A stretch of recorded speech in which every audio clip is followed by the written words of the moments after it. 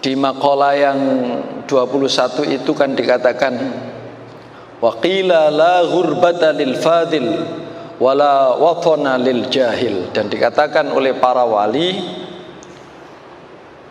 bagi orang yang pemahamannya cukup akan hidup ini, maka di mana tempat dia berada pasti nyaman-nyaman saja, enak-enak saja. Sebaliknya kalau pemahaman akan hidup ini sempit, bahasa kasarnya itu nggak punya ilmunya, maka ya sempit pula kehidupan kita. Satu contoh begini, kita berada di satu masjid yang kita belum tahu ini masjid milu madhab apa ya. Misalkan subuh kita transit di masjid mana, ini masjid nanti pakai kunut atau tidak ya gitu.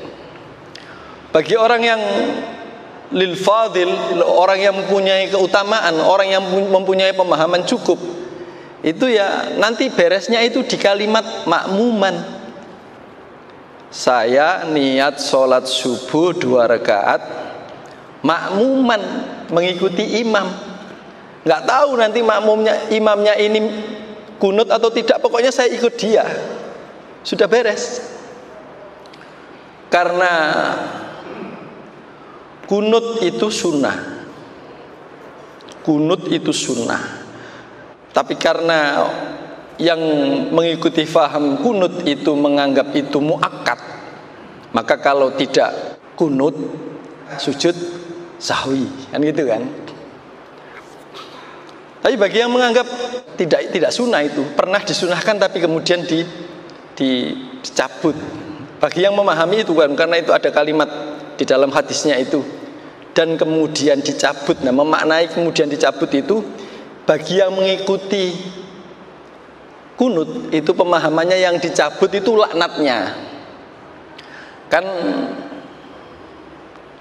ada sahabatnya Nabi itu sekitar 40 atau 70 hufat itu yang dibunuh oleh orang yang pura-pura masuk Islam, kan itu.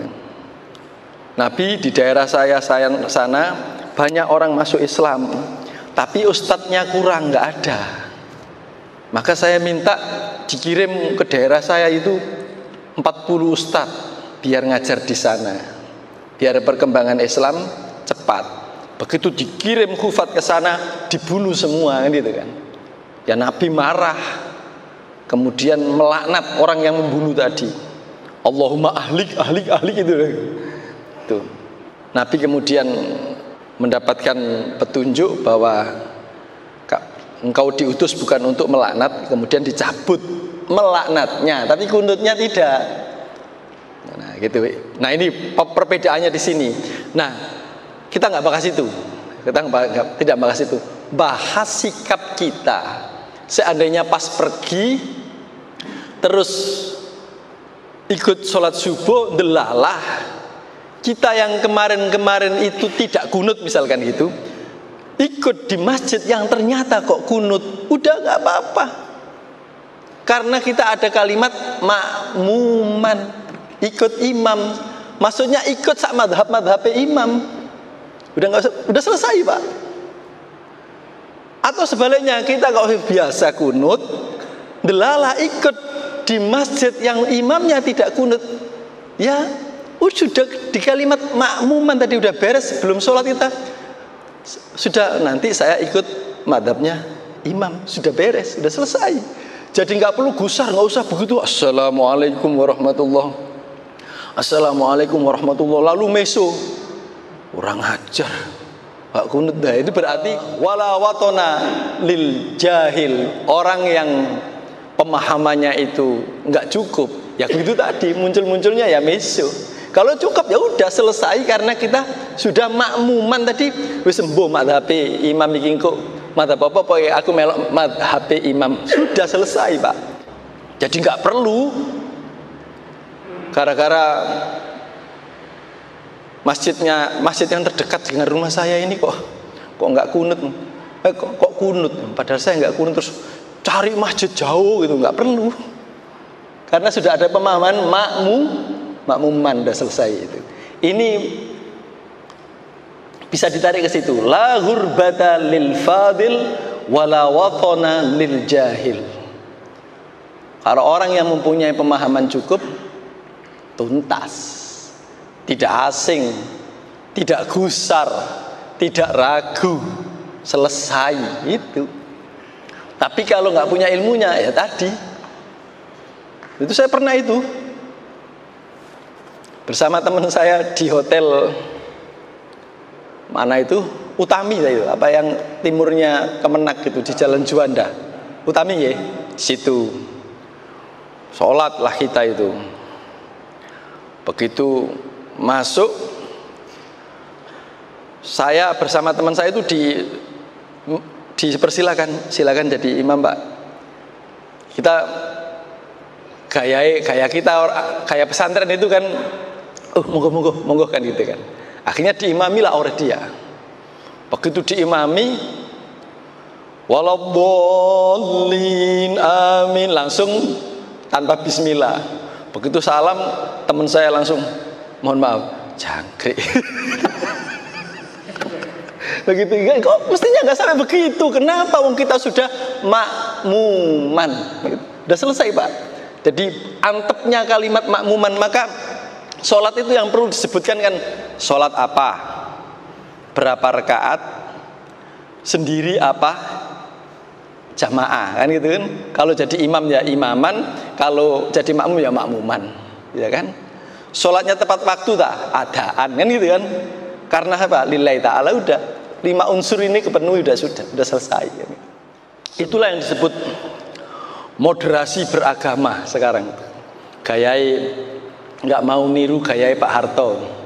Dulu ada P4 itu udah selesai, sekarang mau menggunakan P4 lagi itu terus isin, kemudian pakai istilah-istilah baru yang intinya ya sama saja.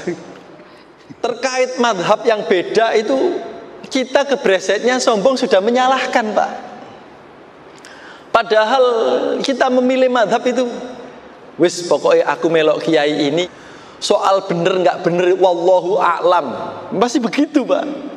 Maka di fikih itu kalau bener dapat 2 pahala, kalau salah dapat 1 pahala. Jadi belum boleh ngeklaim bahwa kita ini yang paling bener.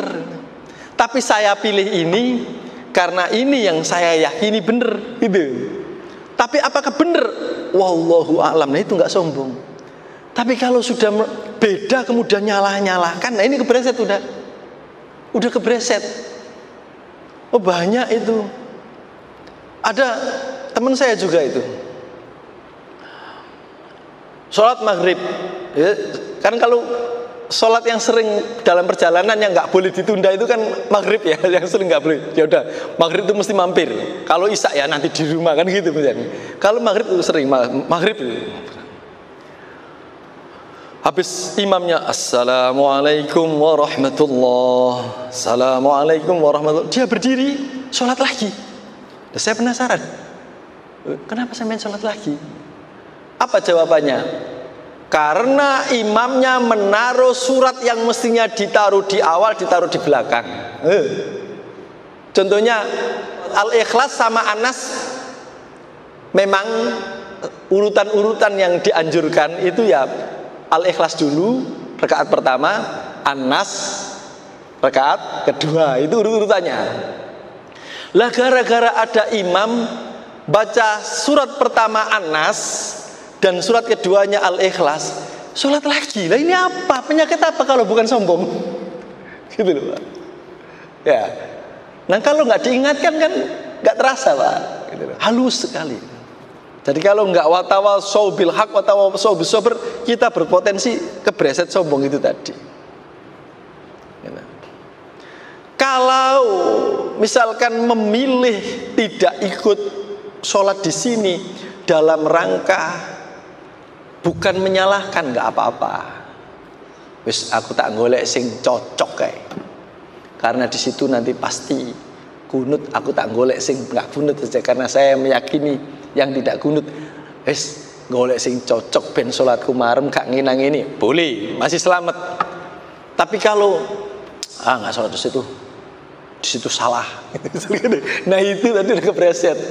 Sama-sama perginya tapi beda di niat. Wah, hati-hati sekali, Pak. Hati-hati sekali soal kayak gitu. Baik, karena sudah adzan, semoga kita bisa istiqomah untuk ngaji ya, tapi walaupun bentuknya ya kayak gini-gini nih ya ngaji ya, semoga manfaat ya, semoga manfaat, dan yang paling penting adalah semoga ini dicatat oleh Allah sebagai bentuk rasa syukur kita kepada Allah Subhanahu wa taala, sehingga hidup kita menjadi bahagia, dan juga dicatat oleh Allah sebagai bentuk bahwa kita tidak sombong.